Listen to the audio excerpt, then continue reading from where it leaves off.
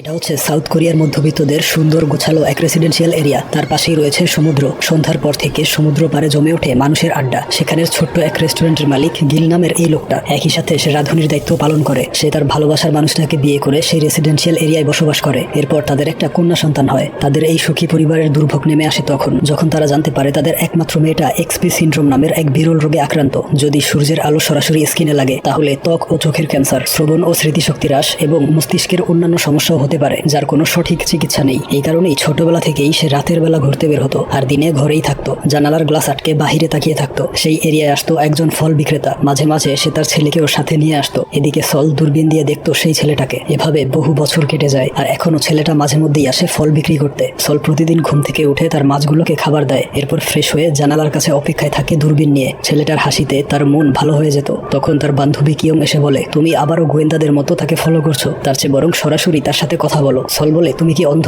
সূর্যের আলোয় বাহিরে কিভাবে যাব? কিয়ং তাকে সান প্রোটেক্টেড ড্রেস দেখিয়ে বলে, ওইটা পরে যাও। সল বলে, এমন অদ্ভুত লোকে আমাকে দেখলে সে পালাবে। কিয়ং বলে, যদি সে এই এরিয়ায় আসা বন্ধ করে তাহলে কোথায় খুঁজে পাবে? নাম, ফোন নাম্বার কিছুই জানো না। এই শুনে সলের মাথায় একটা আইডিয়া আসে। কিয়ংকে পাঠায় তার নাম, ফোন নাম্বার জানার জন্য। এরপর ফিরে এসে বলে, ছেলেটা আমাকে পছন্দ করেছে। আমার পছন্দের ফল কোনটা জিজ্ঞেস করে একটা ফ্রিতে দিয়েছে, তবে তার নাম, ফোন নাম্বার জিজ্ঞেস করতে মনে ছিল না। এরপর তারা নিচ তলায় চলে আসে। সল দেখে তার মা অনেকগুলো ফল কিনে এনেছে। এতগুলো কেনার কারণ জিজ্ঞেস করলে সে কিয়ংয়ের মতো একইভাবে বলে, ফল বিক্রেতা ছেলেটা আমাকে একটা ফ্রিতে দিয়েছে, তাই খুশি হয়ে এতগুলো কিনেছি। এই শুনে সল কিয়ংকে বলে, ছেলেটা ভালো, তাই সবার মতো তোমাকেও ফ্রিতে দিয়েছিল, আর তুমি ভেবে বসলে সে তোমাকে পছন্দ করে। তারপর রাতের বেলা তার বাবা মিস্টার গিল ড্রিঙ্কস করে বাড়ি ফেরে। মেয়ের ভয় লুকিয়ে রুমে ঢুকতে গেলে ধরা পড়ে যায়। সল অ্যালকোহল মাপান মেশিন সামনে ধরে ফু দিতে বলে। ধরা খেয়ে জরিমানা হিসেবে টাকা দিতে হয়। সে টাকা বাড়িয়ে দিয়ে বলে, আজকে গান শোনাতে হবে। তারপর সল গিটার নিয়ে বসে পড়ে। তার অসাধারণ গান শুনে তার বাবা কান্না করে দেয়। বলে, তোমার গানগুলো আরো বেশি মানুষের কাছে পৌঁছানো উচিত, তুমি ভালো সিঙ্গার হতে পারবে।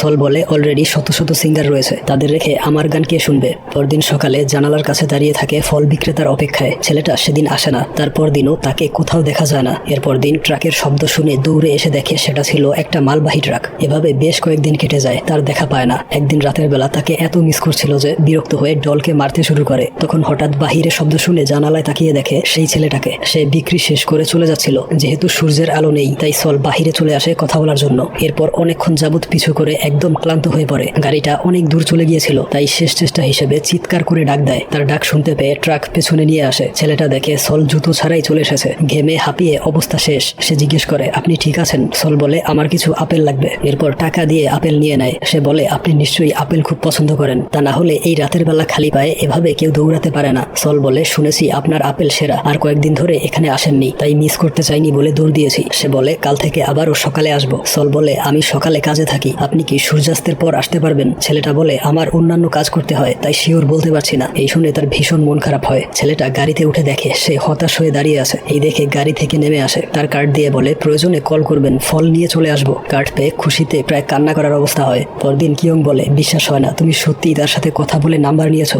সল প্রচন্ড খুশিতে মাথা নেড়ে হ্যাঁ বলে। বলে, এখন কি করব? প্রপোজ করে ফেলি। কিয়ং বলে, ননসেন্স, এমন করলে সে ভয় পালাবে, তাকে তোমার প্রেমে ফেলতে হবে। এর জন্য চাই পরিপাটি চেহারা। আমি হেয়ার কাট শিখেছি, এখনই একটা মডার্ন হেয়ার কাট দিয়ে দিব। এই শুনে সল ভয় বলে, তুমি নতুন হেয়ার কাট শিখেছো, উল্টাপাল্টা করে ফেলবে। তবে কিয়ং কোনো কথা না শুনে জোর করে চুল কাটতে শুরু করে। এক পর্যায়ে বুঝতে পারে হেয়ার কাট খুব বাজে হয়েছে। বলে, তোমার হেয়ার কাট কমপ্লিট। 1 থেকে 3 পর্যন্ত গুনে তারপর চোখ খুলবে। আর এই সময়ের মধ্যে সে পালিয়ে যায়। সলের মাকে বলে, আমি কয়েকদিন আসবো না। আর এদিকে সে চোখ খুলে দেখে তার চুলের 12টা বাজিয়ে দিয়েছে। প্রচন্ড রাগে কান্না করে দেয়। সেদিন রাতে কোনো রকমে চুল ঠিক করে অপেক্ষা করছিল ফল বিক্রেতার। সে ফল দিয়ে বলে, আপনার ফোন পেয়ে জলদি এসে পড়েছি। এই বলে যখন চলে যাচ্ছিল তখন সল তাকে ডেকে বলে, আপনি অনেক পরিশ্রম করেন, এটা আপনার জন্য। সে ধন্যবাদ জানিয়ে ড্রিঙ্কসটা পান করে নেয়। বলে, আমার থেকেই ফল নিতে হবে কেন? বাজারেও তো পাওয়া যায়। সল কি বলবে বুঝে উঠতে পারে না। বলে, শুনেছি আপনারা নিজেরা চাষ করেন, একদম অর্গানিক। সে বলে, এগুলো মোটেও আমাদের নয়, আমরা বাজার থেকে কিনে আনি। সল বলে, তাতে সমস্যা নেই, আপনার ফলগুলো বেশি মজা। তাদেরকে আড়াল থেকে লুকিয়ে দেখছিল কিয়ং।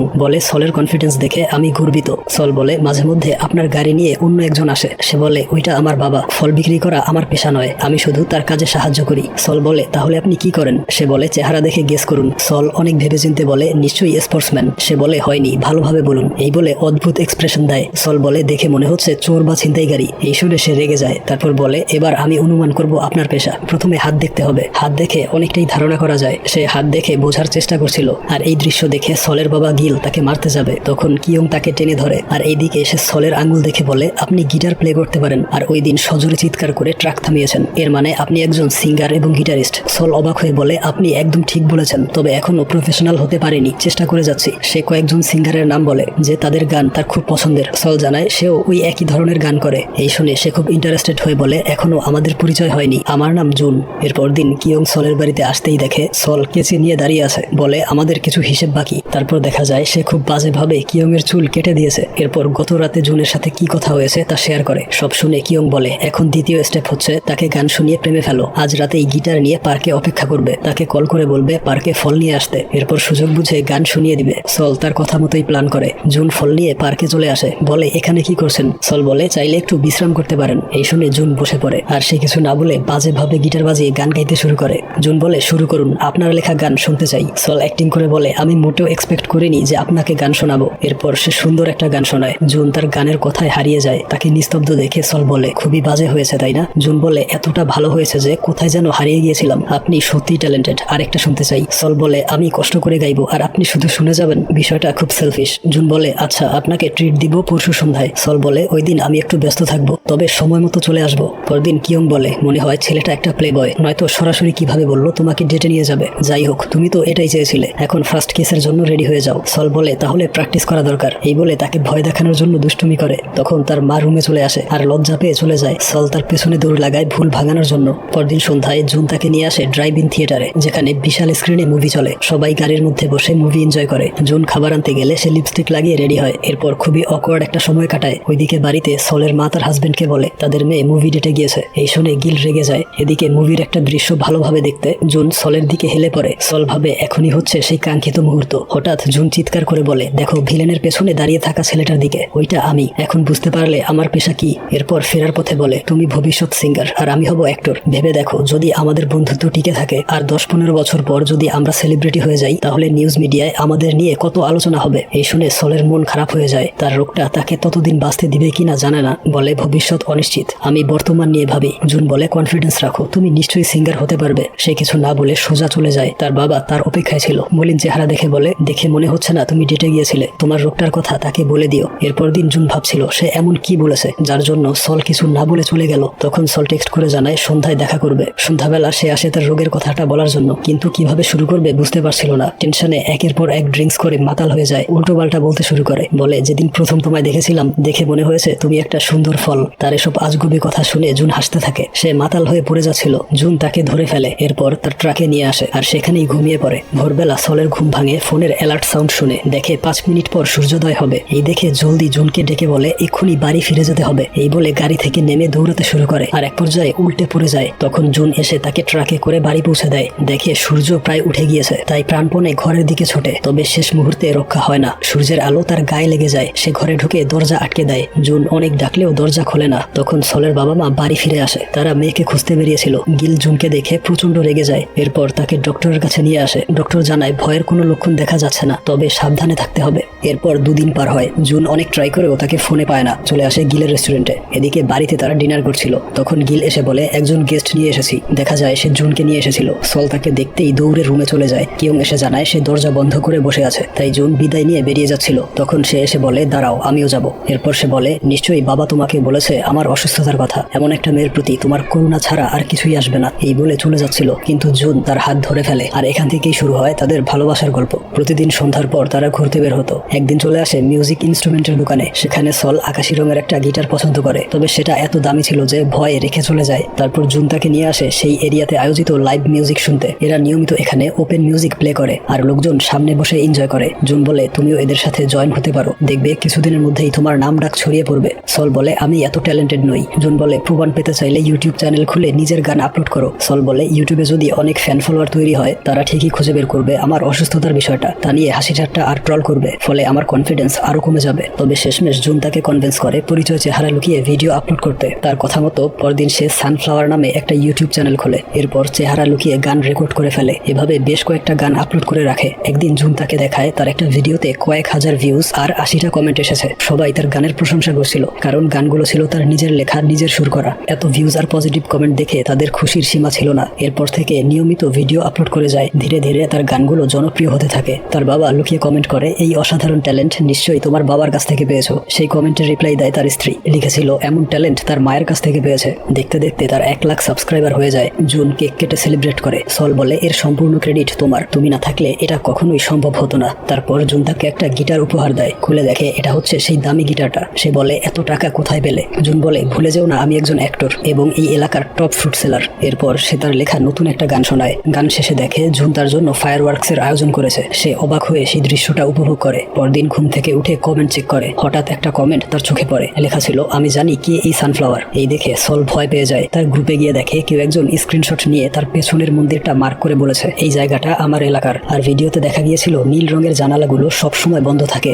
অর্থাৎ এটা হচ্ছে নীল জানালার সাদা রঙের 2 তলা বাড়িটা। আর এই বাড়ির মেয়েটা হাস্যকর রোগে আক্রান্ত। সে দিনের বেলা বাহিরে যেতে পারে না। অবস্থা অনেকটা ভ্যাম্পায়ারের মতো যারা শুধু রাতে বের হয়। এইসব কমেন্ট পড়ে সে একদম হতবাক হয়ে যায়। তার বাবা মাও এসব দেখতে পায়। তারা বুঝতে পারে মেয়ের মনের অবস্থা। এরপর সে চুপচাপ বেরিয়ে পড়ে। জুন তার কাছে ক্ষমা চায়, বলে যদি চ্যানেল খুলতে না বলতাম তাহলে এসব হতো না। সল ডিসাইড করে আর ভিডিও আপলোড করবে না। এভাবে কয়েকদিন কেটে যায়। একদিন কেউ একজন তাকে মেইল করে। দেখে একটা মেয়ে বলছে সেও এক্সপি সিনড্রোমে আক্রান্ত। ভেবেছিল এই রোগ নিয়ে কখনোই কিছু করতে পারবে না। তবে সলের গান শুনে আর সফলতা দেখে সে অনেক বেশি কনফিডেন্ট। এই ভিডিও দেখে সে উঠে পড়ে, চলে যায় ইউটিউব লাইভে। সেখানে তার জীবনের সব ঘটনা শেয়ার করে। এতে অডিয়েন্সের কাছে সে আরো বেশি জনপ্রিয় হয়ে ওঠে এবং সবাইকে আমন্ত্রণ জানায় আজ সন্ধ্যায় তার এলাকার ওপেন প্লে মিউজিক শোতে গান গাইতে যাবে। সন্ধ্যাবেলা সেখানে চলে আসে। সল প্রথমে ভয় ছিল যে এখানে গান গাওয়ার সুযোগ পাবে কিনা, কিন্তু দেখা যায় এখানে যারা শো করে তারা সলকে দেখে খুব এক্সাইটেড হয়ে পড়ে আর জানায় তারা সলের ডাই হার্ড ফ্যান। এরপর গান শুরু করে। কিছুক্ষণের মধ্যেই তার বেশ কয়েকজন সাবস্ক্রাইবার চলে আসে গান শুনতে। তাদের সাপোর্ট পেয়ে সে আরো বেশি অনুপ্রাণিত হয়। তারপর একদিন তার লেখা নতুন একটা গান রিহার্সেল করবে। গিটার প্লে করার সময় তার আঙুল ঠিকভাবে কাজ করে না। কিয়ংকে কিছু বুঝতে না দিয়ে ওয়াশরুমে চলে আসে। অনেক চেষ্টা করেও আঙুল বাঁকা করতে পারছিল না।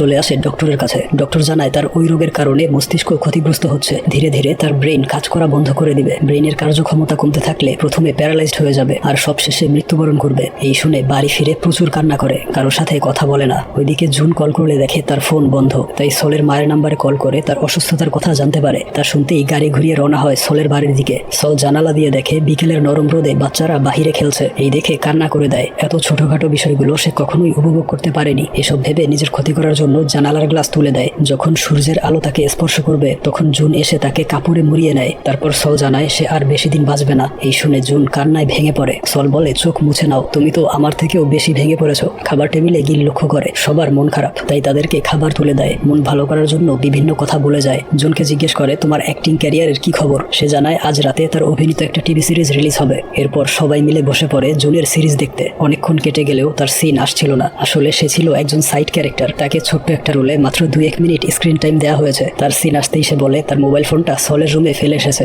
এই বলে সে মূলত চলে আসে পালানোর জন্য, কারণ তার বাজে অ্যাক্টিং সে নিজের চোখে দেখতে পারবে না। সিরিজে সে ছিল এক রাজবাড়ির কৃতদাস। চুরির অপরাধে তাকে ধরে আনা হয়। বলা হয় চুরির মাল এক্ষুনি ফেরত দাও, কিন্তু সে বলে অনেক পরিশ্রম করে চুরি করেছি, কিছুতেই ফেরত দেব না। এই শুনে তাকে বস্তাবন্দি করে বেধড়ক পেটানো হয়। এই ফানি দৃশ্য দেখে গিল এবং তার স্ত্রী হাসতে হাসতে কান্না করে দেয়। গিল বলে এত বাজে অ্যাক্টিং জীবনেও দেখিনি, তোমার চেয়ে আমি ভালো অভিনয় করতে পারবো। জুন বলে আমি হচ্ছি অ্যাকশন হিরো। তবে ডিরেক্টর বলে আমাকে নাকি এই ধরনের জোকারের চরিত্রে বেশি মানায়। এই শুনে সল হেসে ওঠে। এরপর তারা হাঁটতে বের হয়। জুন বলে বাজে অ্যাক্টিং এর কারণে তাকে নিয়ে অনেক ট্রল আর মিম বানানো হয়। এরপরেও সে হতাশ না হয়ে কাজ করে যাচ্ছে। এই শুনে সল বলে ছোটবেলায় বাবা নিজে থেকেই গিটার এনে দিয়েছিল, তারপর থেকে মিউজিক নিয়েই বাকি জীবনটা কাটিয়ে দেই। বাবার স্বপ্ন ছিল আমি সিঙ্গার হব, তাই সিদ্ধান্ত নিয়েছি তোমার মতো হাল ছেড়ে না দিয়ে গান করে যাব। এরপর তার এরিয়ার সেই ব্যান্ডের সাথে মিটিং করে তাদের সাহায্যে একটা সম্পূর্ণ গান বানিয়ে রিলিজ করবে। এরপর তারা প্র্যাকটিস শুরু করে। তখন জুন জানতে পারে গান রেকর্ড করতে হলে ভালো একটা স্টুডিও প্রয়োজন আর সেখানে অনেক টাকা খরচ হবে যা তাদের কাছে নেই। এই শুনে তার মিডিয়ার পরিচিত এক স্টুডিওতে নিয়ে আসে আর সেখানেই তার গান রেকর্ড করা হয়। মেয়ের স্বপ্নটা পূরণ হতে দেখে তার বাবা মা জুনকে ধন্যবাদ জানায়।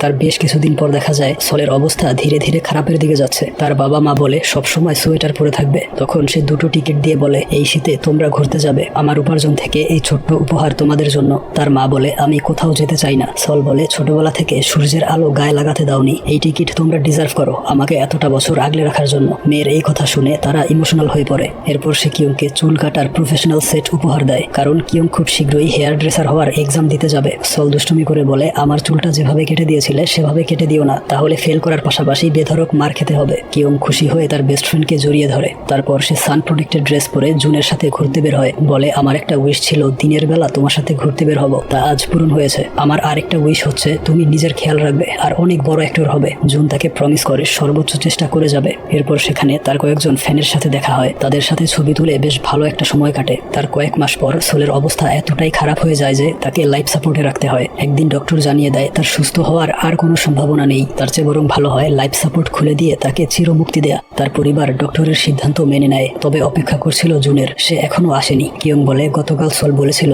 আজ জুনের লাইফের সবচেয়ে বড় অডিশন, আমরা যেন জুনকে বিরক্ত না করি। এই শুনে তার মা মেয়ের মাথায় হাত বুলিয়ে দেয়, বলে মেয়েটা সবাইকে নিয়ে কত চিন্তা করে, ধন্যবাদ আমার মেয়ে হয়ে পৃথিবীতে আসার জন্য। ওইদিকে জুন এসেছিল মেইন লিড ক্যারেক্টারের অডিশন দিতে, তাকে কান্নার অভিনয় করতে বলে। তখন সলের অসুস্থতার কথা চিন্তা করতেই নিজের অজান্তেই কেঁদে ফেলে, আর এই দেখে তার সিলেকশন হয়ে যায়। সে দেরি না করে ট্যাক্সিতে উঠে পড়ে হসপিটালের উদ্দেশ্যে। ট্যাক্সির রেডিওতে শুনতে পায় এবছরের সবচেয়ে জনপ্রিয় দুটো গানের একটি হচ্ছে সলের গাওয়া শেষ গানটা। এই শুনে জুন তাদেরকে কল করে জানায় আজ সলের লাইফ সাপোর্ট খুলে দেওয়া হবে। তাই তারা সলের উদ্দেশ্যে রেডিওতে কিছু কথা বলে, আর জুন সেই কথাগুলো তাকে শোনায়। বলা হয় ছেড়ে যাওয়া মানুষকে সব সময় কষ্ট দিলেও সাথে কিছু সুন্দর স্মৃতিও রেখে যায়। যে গানগুলো তুমি রেখে গেলে তা আমাদের হৃদয়ে আজীবন রয়ে যাবে। এখন প্লে করা হবে এবছরের সবচেয়ে জনপ্রিয় গান, যেটা দর্শকদের ভোটে সিলেক্ট করা হয়েছে। এই বলে সলের গানটা প্লে করে, যা শুনে সলের চোখের পানি গড়িয়ে পড়ে। এরপর দেখা যায় সল এখন আর পৃথিবীতে নেই। তার বাবা মা ধীরে ধীরে নিজেদেরকে মানিয়ে নিচ্ছে। কিয়ং এখন প্রফেশনাল হেয়ার ড্রেসার। সলের দেয়া উপহারের কারণে তার এক্সাম ভালো হয়েছিল, এটা ভাবতেই তার চোখে পানি চলে আসে। আর ওইদিকে জুনের শুটিং শুরু হয়েছিল, তবে তার মস্তিষ্ক আর পুরো হৃদয়টা জুড়ে